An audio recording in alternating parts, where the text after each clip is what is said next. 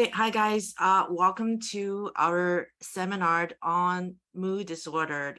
So thank you so much for coming. If this is your first time, welcome. My name is Nancy Xia, and I actually myself is someone who lives with bipolar disorder. And when I was 18, I even had a suicide attempt. Terrible experience. But right now I am an organizer of a mental health support group. We have almost 700 members, but that group are for people who speak Mandarin. So after tonight's seminar, we would start a support group in English, and we welcome you to join, and we will share the QR code after Caroline's presentation. And today is actually our first seminar in English with mental health as our subject. And I'm so proud, I'm so honored to have was able to invite Caroline as our first speaker. And I actually saw Caroline the first time I saw her. She was on TV, she was on CTV News, and yeah, and I saw her. And then recently through a common friend, I was introduced to her, and I'm so excited to have her with us. So I'm just going to read a little bit about her bio before she formally starts, okay? So Caroline is Chinese Canadian, and she lives with bipolar disorder. She was in Hong Kong before she immigrated to Toronto, where she got her Master of Education from the University of Toronto. And she then taught English as a second language at the Toronto District School Board. And she is the recipient of 3 mental health awards on advocacy in Canada. And she attended creative writing courses from 3 institutions, including Yale University in the States. And she has written 2 books on mental health and published articles in psychiatric journals. And in a little while, in a little bit, she's also going to share how you can purchase those books, and she's going to donate her proceeds to mental health causes. And she has given presentations at churches, at national or international conferences, at hospitals, and at universities, and to various audiences. So let's welcome Caroline Kwok, and yes, the floor is yours. Okay, and by the way, before I begin my presentation, I would like you guys who are interested in my work and my book to go into my website, which is carolinerecovery.com. Okay, let's go into my presentation titled Mood Disorders: A Blessing. The agenda for this presentation is as follows. What are mood disorders? Second, a bipolar disorder survivor shares a story. Third, early challenges. Fourth, recovery, a medical model and the empowerment model. Fifth, caregiver stress. And sixth, conclusion that mood disorders are a blessing. What is included under the term mood disorders? Well, there are 3 major items. First, it is called major or clinical depression. Second, it is mania. And third is bipolar disorder. In other words, it is called manic depression. What are meant by the word major or clinical depression? Well, someone who suffers from a prolonged low mood, loss of self-esteem, loss of appetite, loss of interest, loss of ambition, self-blame, social isolation, introversion, hopelessness, helplessness, and insomnia. What then is meant by the word mania? Someone who has prolonged high mood, grandiosity, extra energy, insomnia, irritability, agitation, extroversion, and overconfidence. What then is meant by bipolar? That is mood disorder that I suffered.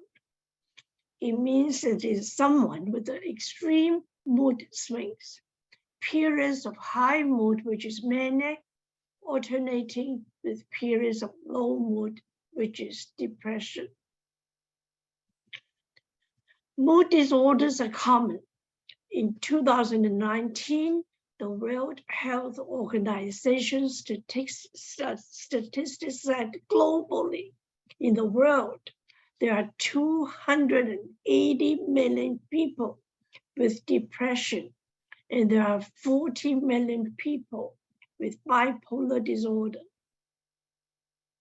And in North America, 1 in 5 people suffers from mental illness, mainly mood disorders.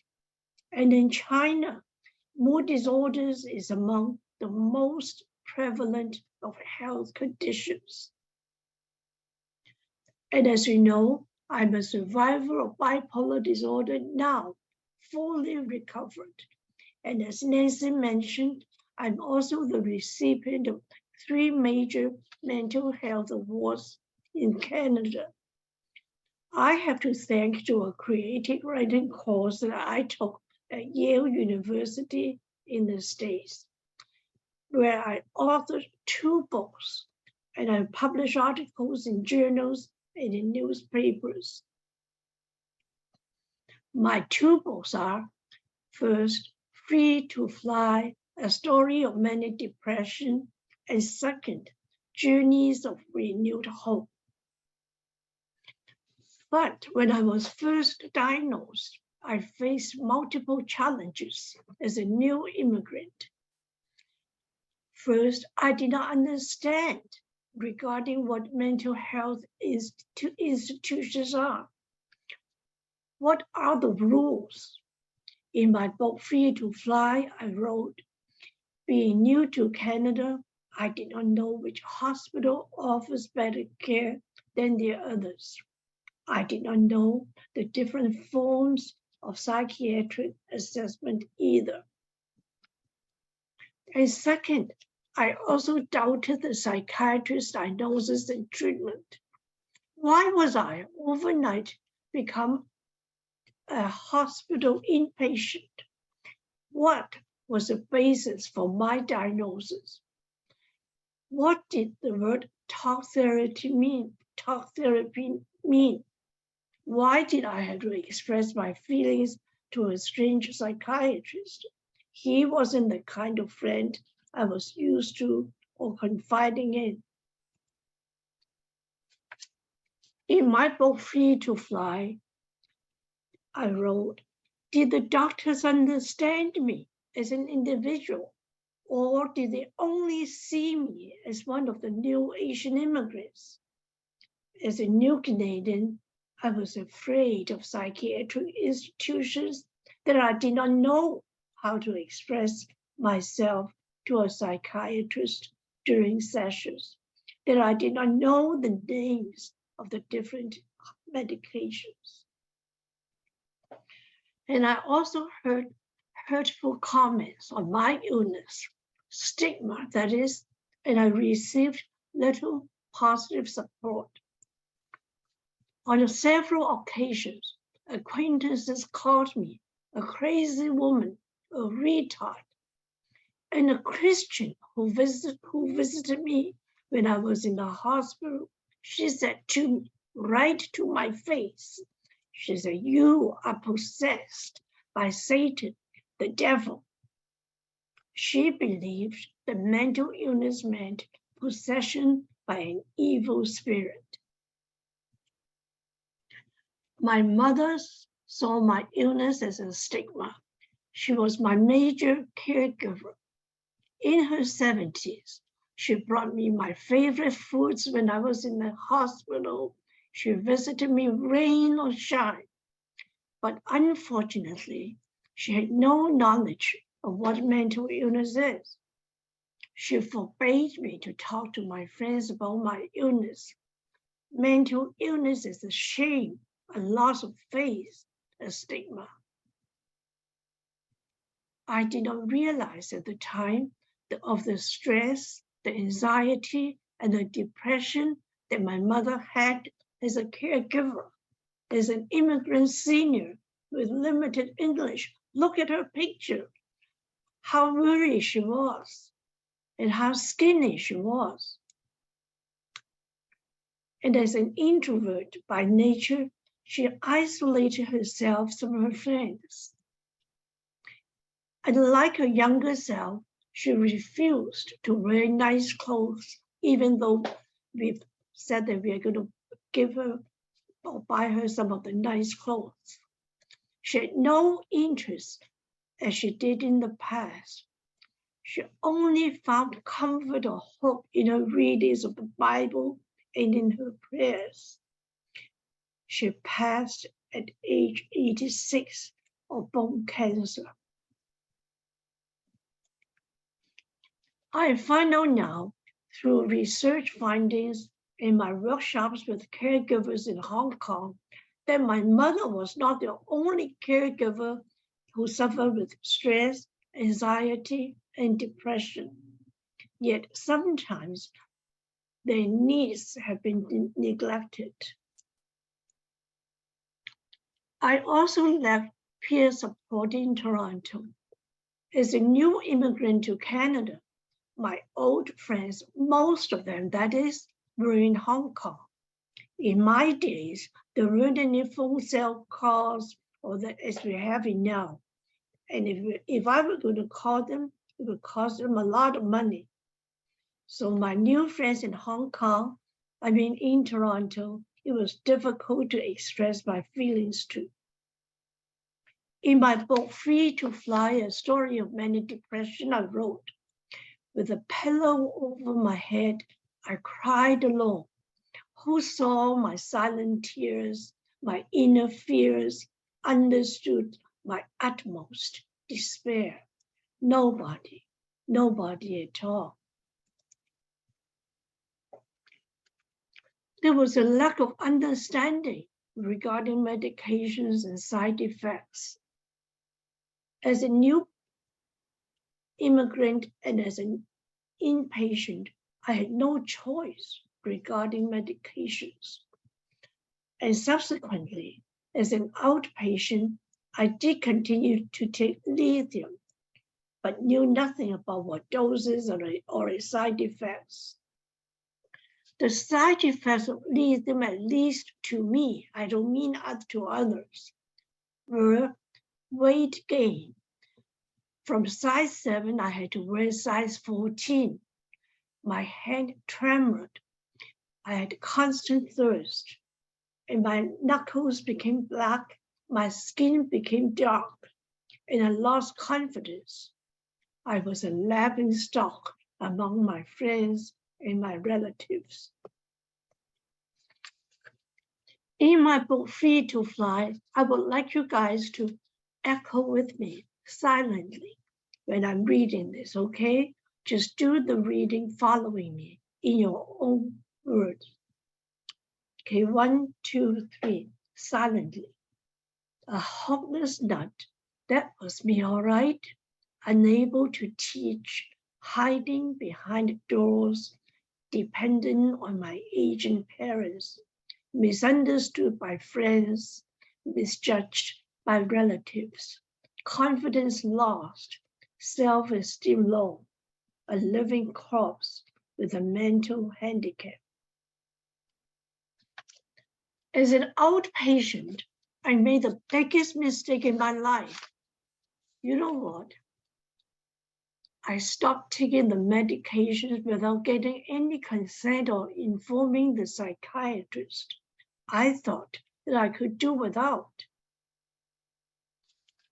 But of course, I became an inpatient again.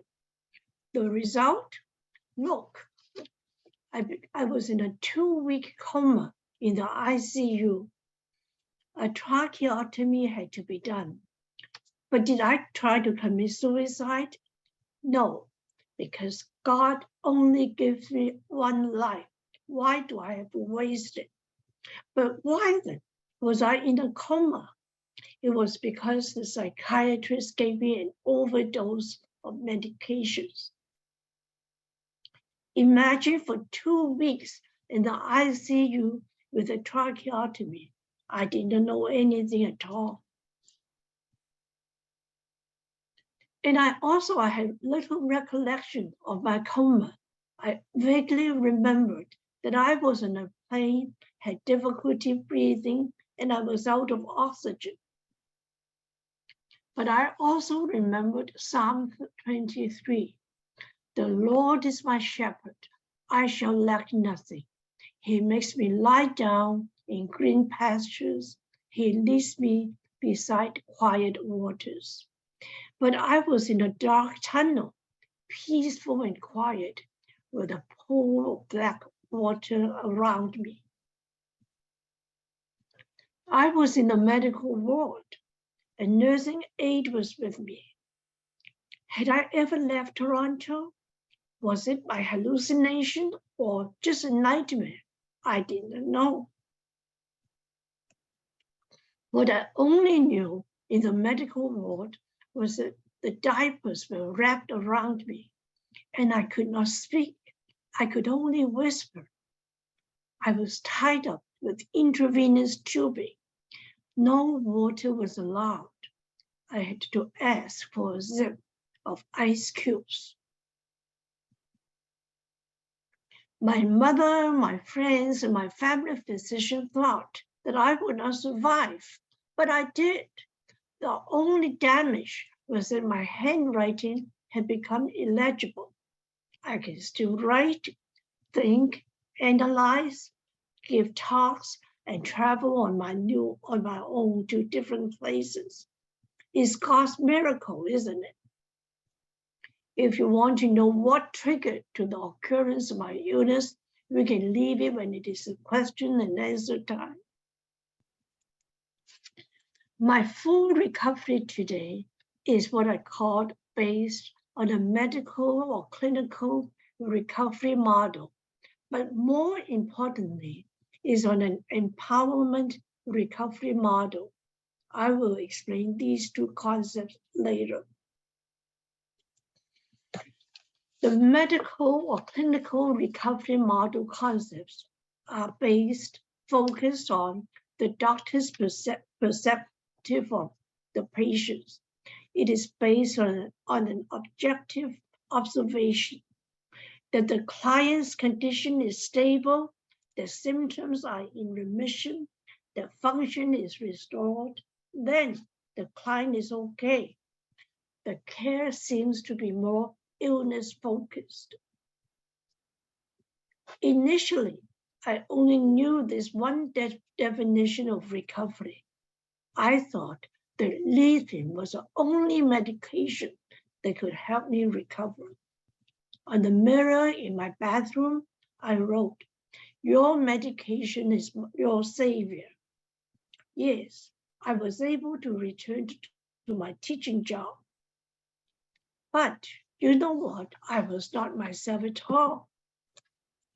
I did not have any goals in my life. I lost interest, which are mainly writing and music. And I just happened to accept other people's opinions without questioning them. And I feared talking back, which is not my character at all. And despite the use of lithium, I had repeated hospitalizations. After my coma, I was changed to 2 medications. First is valproic acid at a low dose, and second, it is Ativan 1 milligram per night as my sleep aid. And I have survived very well. There was no side effects according to these 2 medications. And I take these medications daily now, and I've never skipped a day. Now I'm back to my size 7, no hand tremor, and no extreme thirst. Since my coma, I did not seem to have any more hospitalizations. Why? First, according to the medical or clinical model of recovery, I've changed to a new medication and I take it religiously without skipping it daily. And second, according to the empowerment model of recovery, other issues are at play. The empowerment model of recovery or concepts is based on the subjective concept that is unique for each person. The emphasis is on finding meaning in one's life, having social connections, having hopes and dreams, developing resilience, not giving up hope or dispelling the stigma, determination to get well. In other words, self-care. Surrounding oneself with people who believe in you, encourage you, peer support and acceptance, and of course, spirituality. How do these empowerment concepts lead to my full recovery today? Well, I was able to find the new meaning in my life. That is, promoting mental health education, providing support to caregivers, supporting my friends with problems, giving presentations and lectures, writing books, and some research articles. And then there's social connection and peer support. I am now reconnected with my old-time friends. They act as my peer support. And I also happen to make some new friends who are readers of my two books or church friends. I also act as a peer support to some of these people who open themselves up to me about their issues. And I also take the initiative to share my interest with them and my illness to them with them too. And I found that many also have problems. Many are silent sufferers. Hopes and dreams and optimism are, of course, hope for good health, both emotional and physical. And I try to be optimistic when problems surface. I hope and dream to have more opportunities to teach and to be recognized by the mental health community. And I have also developed resilience. I've learned to be strong when facing adversities or unkind remarks about my illness. But I still don't understand why people can always accept and sympathize with a person who has cancer or diabetes, but not mental illness. This perhaps is the nature of irrational stigma. In my book, Free to Fly, I would like you guys to echo with me silently on your end. Those people with a shallow view can use whatever name they want to call me, either to my face or behind my back. They seldom bother me now. I've learned to swallow these harsh comments. Each and every comment makes me stronger and stronger. In short, I have developed an inner strength and endurance. And I'm determined to stay well. Self-care, that is, because I know that physical health and mental health, they coexist. And these days, I make sure that I eat nutritious food, sleep well, and exercise. I used to go to the YMCA for exercises, but with the pandemic, I'm no longer with YMCA, but I do other kinds of exercises too. And I don't react so impulsively to emotional matters. And I try to de-stress myself by having a balanced lifestyle. Again, if you want to know more of self-care strategies, we can discuss more at the questions and answers section. I'm grateful for people who believe in me and encourage me. At the creative writing course at Yale University, my late professor believed in my writing's ability, even though he knows that English is not my native language. So my dream of writing has become true.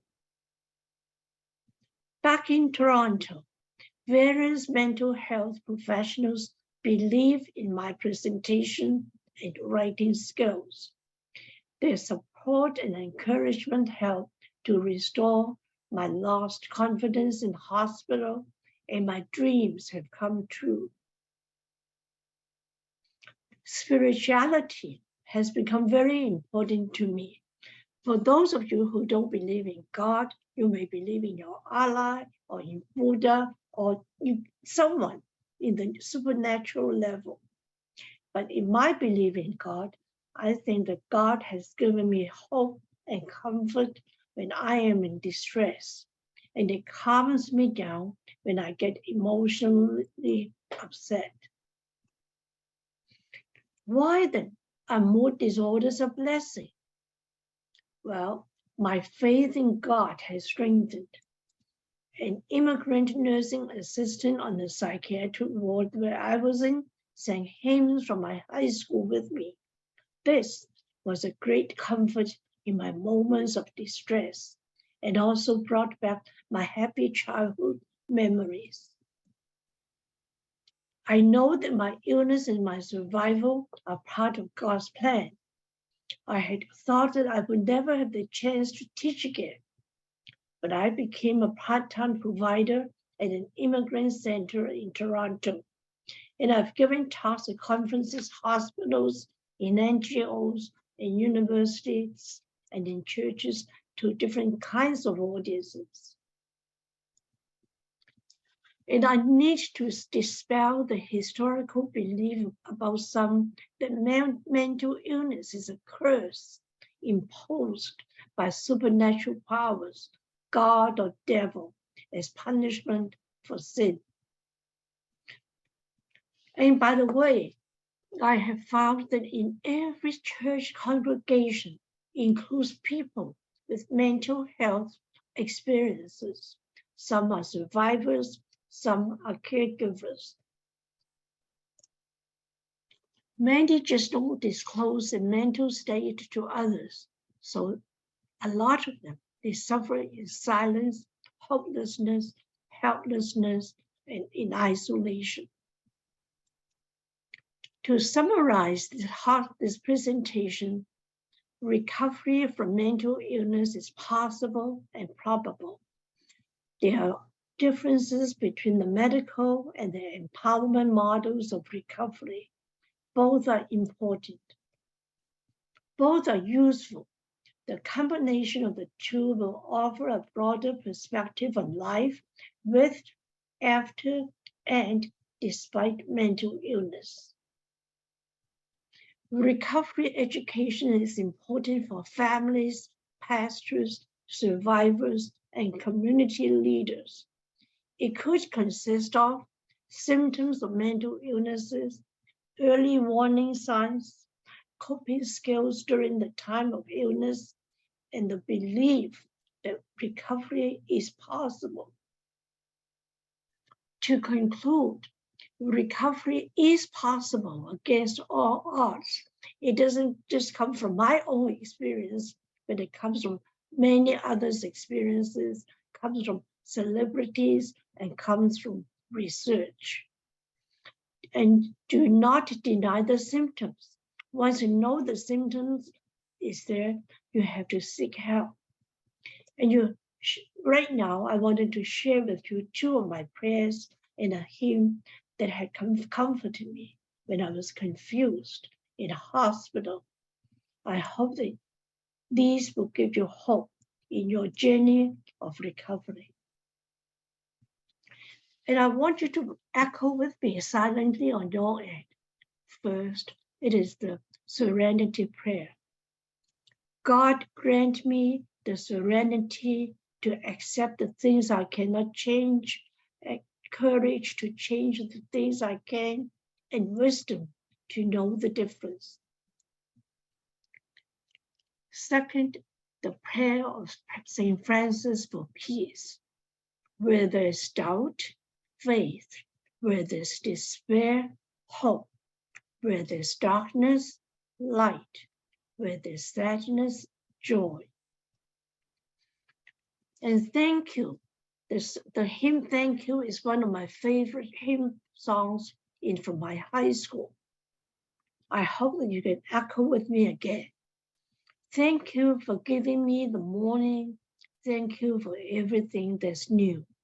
Thank you that I know my worries can be cast on you. Thank you again for your patience in listening to my presentation and your interest in purchasing my 2 books. The first book is called Free to Fly, A Story of Manic Depression. It is about my hospitalizations, about my immigrant challenges, and with God's help, my eventual recovery after my coma. The second book is called Journeys of Renewed Hope. It has 7 short stories of people from different countries of all ages, backgrounds, and genders with mood disorders. Some stories are as follows.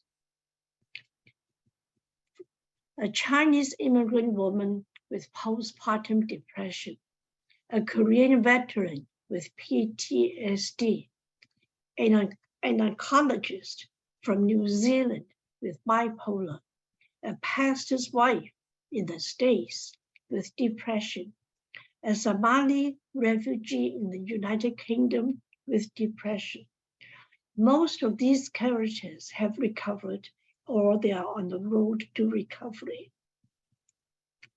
There's a discount rate for the 2 books, 35 Canadian dollars or its equivalent, including shipping.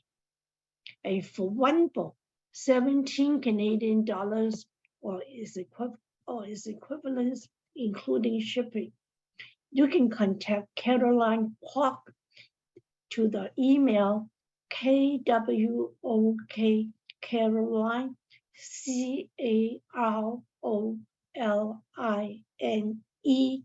2828 at gmail.com.